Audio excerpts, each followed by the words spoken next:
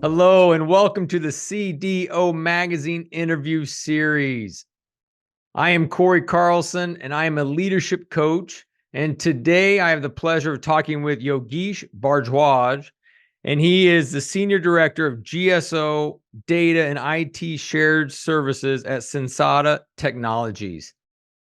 What I like about how you're talking is I use this tool, this idea of you got to invite people in a relationship. Then you can challenge them into responsibility, right? And it's this whole matrix. But this idea, if you're just a leader that's just challenging them into responsibility, like, did you get the report done? Did you, what are your numbers for this month? Eventually, I mean, they're going to look at LinkedIn at night for a new job. They're going to get burned out. On the flip side, if it's all about relationships and how'd you do this weekend, well, it's cozy. They're going to get bored. But I like how you're doing both. You're inviting relationship, going for walks, talking, but then also you're challenging them. We've got a job to do. Absolutely. And see, there is a place for both, and you have to do both. Yes. So when you're talking about challenging, and I will give a credit here to Sensata Technologies. We do pretty good job in terms of how we define the goals. In the start of the year, our executive leadership, so our CEO and business leader, they define, okay, these are the company goals. So SLT defines company goal, and then it trickles down to every single level. So you are having the goals, you are tied up with a bigger purpose, and you are giving it the goal for the organization and the team member individually. Try to do more objectively. Many times we create the goals which are very subjective. We will do this, that. Try to be give you KPIs wherever you can. Not every place you can give it. That's clear. But wherever you can give those kind of the KPIs and the objectivity, we should do it. Because that's something measurable. That's something you can always review and say that, hey, I was supposed to do this. I reached to the milestone number 2, and that's mean I'm 30% done. So that's where you can measure the success, and you can be always on the same page with your employee and the organization. Otherwise, it's become wishy-washy, like, oh, I did this, I couldn't do it, but that's not my problem, that's someone else's problem.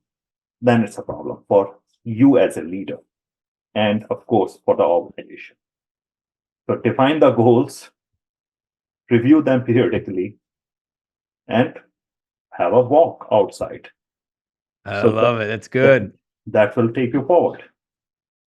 Yeah, and many of us are great about doing KPIs at work, but not as good as the relationship side, or the flip flop. And one thing I've done and encourage others to do, just share it with you, is a little bit of KPIs at home. Like how many dates are you going on with your spouse a month, or one-on-one time with the kids, and just trying to have some of those KPIs instead of just winging it at home. But it's, hey, I want to be intentional. So for you, you've got your college daughter, or your daughter going to college this fall. It may be, hey, you have some one-on-one dates this summer. So we started something like that in the past. We couldn't carry it forward, but father-daughter date, we started. Yes, great. And that's fun. And then COVID hit it, and all those dates were inside the home only, and she got really bored of me. So it's time to bring it back. Yeah, I think now she is going to college, so of course I have to find out the time, and we have to go for few outings together. But there are many other ways too, right? What I do generally, like every summer, we go for some sort of an international trip, explore the world. You touched a little bit of the burnout piece earlier. That's another way. Is stay away from the work, go outside, explore the things beyond work. World is huge. Every time you go out, you learn something new. You learn new culture. Yeah. You get to know something different other than the professional life. So your life is not just a professional and personal, it's a holistic sphere, right? 100%. So you have to bring all those things together. Maybe 20 year, 50 year down the road, who cares what title I had, which company I worked? It will be about the experiences, where I experienced what. And stories, probably at that time, my grandkids will be, okay, where did you go? Did you go to Italy? Oh yeah, I went there and this year. Did you go to Greece? Did you go to there? So I think create a stories and memories. That's very important to avoid any kind of the burnout. Right. Yeah, it's a combination of those kind of epic moments and those memories, but yet those, kind of quick encounters of just minutes here and there at the family dinner table. It's a combination of the family dinner table plus the epic moments on an international trip, and together, then it helps build relationship and legacy. So that's pretty darn powerful. Yeah. And those things add value even at your work. The As long science shows that we come back more creative, more recharged, more refreshed by taking our PTO. Do you, with that being said, do you require your employees to take PTO? I mean, it requires probably not the right word, but do you encourage them to use up their PTO? Because a lot of people are too scared to use their personal time off because they're going to miss out on work, or maybe they won't get that promotion. And so a lot of people will bankroll that PTO. Do you encourage them to use it? Oh, absolutely. I ask everyone take time, plan it. Again, plan it. That's a Mhm. thing. Take time off. It's important. And that's one piece that I, not just in this company, in my past life all along, I have been always being very flexible. Whomsoever, whenever wants to take a time off, take it off. Yes, if you plan it better, it will be good for the organization. So I want to know when you want to go out, but yes, surely go out. One of the thing that is interesting thing I will tell you, like we have gone on the flexible time off as an Mhm. organization, and being a engineering organization, it becomes very tricky because now you don't know how much time you have to take off. Right.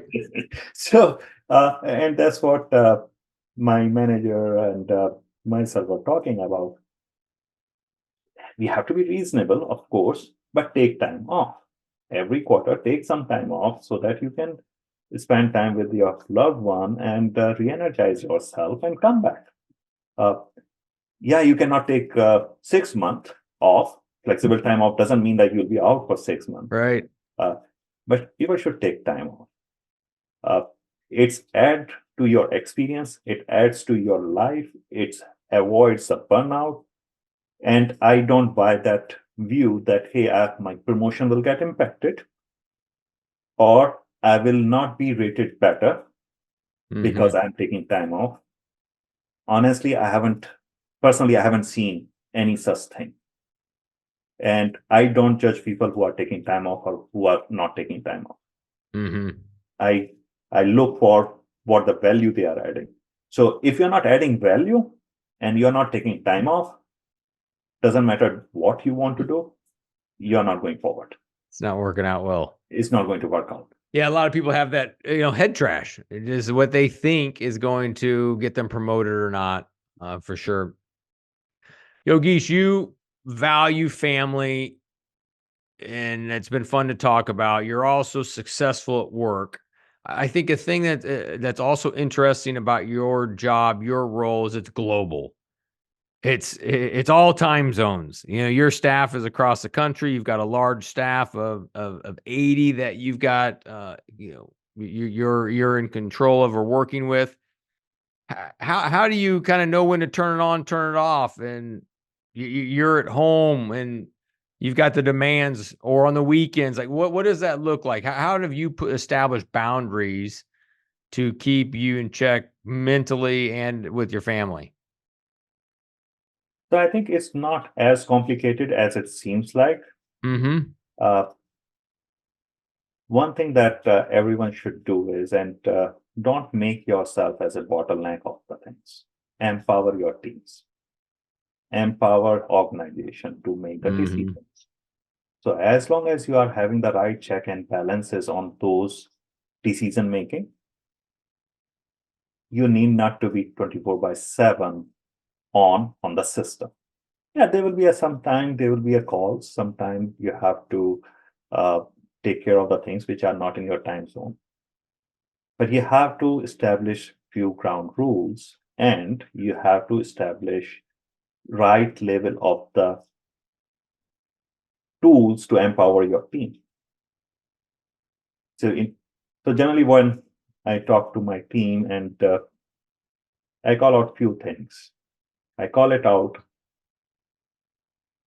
reach out to me what I want to be in the part of. I don't want to be part of every single mail. I don't want to be a part of every single call. What I want to be a part of is anything which is going to impact my financials. So please let me know beforehand. 2, where you are not able to make a decision and you need me to make that decision, get me in the loop. We'll work it out. 3, I don't want to get caught off guard in front of my management that I don't know the thing. So if you see that something is not working right and will have an impact on business, update me. Great. So that way you define the certain rules. So you are not part of every single call. You have to trust your own people. They are doing the right job. That's why you have a team. And that's why you can go far. If you try to keep everything very tightly coupled up, very controlled, yeah, you have to work 24/7. You have to be available because you are becoming a bottleneck. So that's how I define the things and say, if that doesn't mean people cannot call me. They have my number. Call me when you need. But look for these 3 criteria.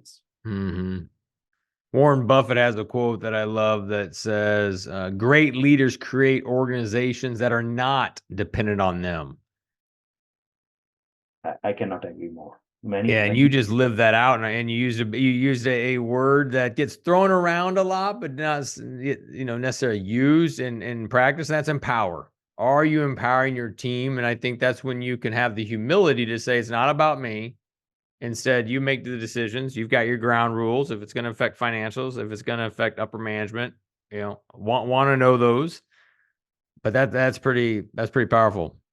Yeah. So many places I have seen. I don't know. Maybe it's some kind of the psychological thing in people's mind that they have to be in loop of everything. Word is huge. You cannot be a part of every single thing happening across the globe. Right. So you have to define priorities. And that's what I'm all along calling it out in this conversation as well. You have to understand what is noise and what is important. It's about purpose and priorities. That pretty much could sum up our conversation. Yeah. Yogesh, as we wrap this up, is there anything that you wanted to make sure we convey to the listeners that we didn't, or as you were thinking about this conversation, you were hoping we could make sure we mention? I think one piece is important for your organization. Show them the bigger picture.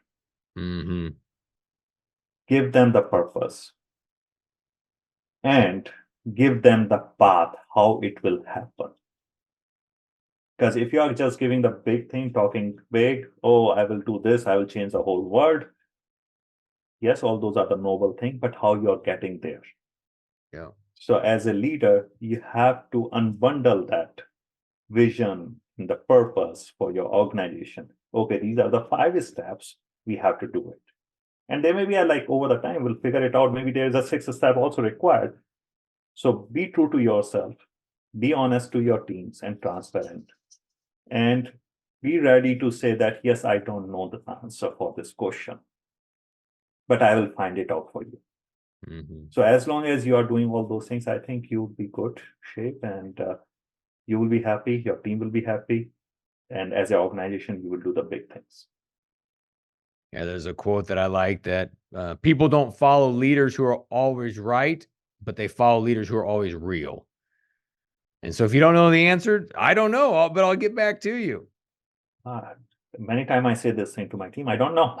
Yeah, But which I is will find great. it out and come back to you on that.